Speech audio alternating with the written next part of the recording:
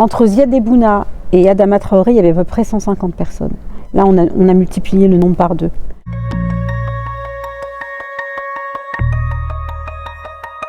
C'est une famille noire comme il en existe tant d'autres, mais presque jamais au théâtre. C'est la famille de Drissa. Devant nous, un tout petit espace domestique dans lequel vivent un couple et ses 3 enfants, et dans lequel ils rêvent, ils dansent, ils mangent, ils s'engueulent, la vie quoi. Sauf qu'au-delà de ces 4 murs, le racisme fait loi. Pire, il rentre et se glisse jusque dans les conversations. La famille noire n'était jamais représentée sur les plateaux de théâtre. Donc dans un premier temps, en fait, l'idée c'était de raconter une histoire relativement banale de quelqu'un qui voulait avoir un chien qui croise cette problématique de la violence raciste de la police.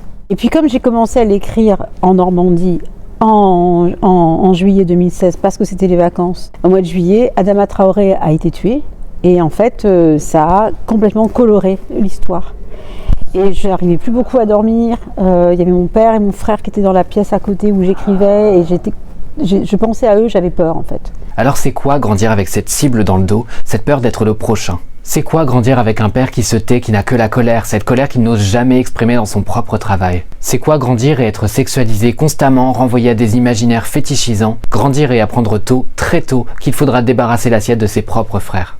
En bref, c'est quoi être une famille noire dans un pays raciste et misogyne? Ce sont les questions auxquelles le Yinche de Eva Doumbia se propose de répondre. Dans le hall, là, il y a un mur avec les noms des personnes qui ont été tuées par la police, qui sont dans le spectacle. Il y a des noms. En fait, j'ai commencé à Ziad Ebouna, je me suis arrêtée à Adama Traoré.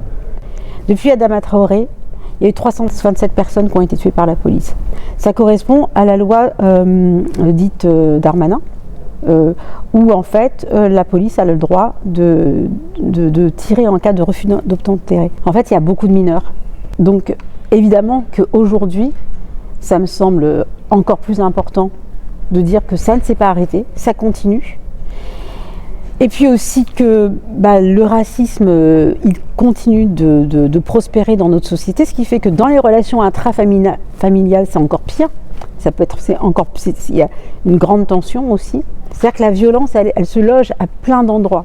Dans le Yinche, la lueur des gyrophares passe sur les murs. Dans le Yinche, on compte les morts des violences policières. Mais c'est vrai que mon travail, il est quand même... il répond tout le temps à des nécessités et malheureusement, les nécessités, elles sont politiques actuellement. Malheureusement, la pièce, elle n'est pas encore ringarde. Le Yinche, c'est le premier volet d'une saga qui permet d'inscrire la grande histoire dans le creux de la petite. Et ça tourne un peu partout en 2024. Moi, je suis Mathis Grosso, je suis journaliste culture, et si vous voulez plus de critiques théâtre, rendez-vous sur le site L'Œil d'Olivier.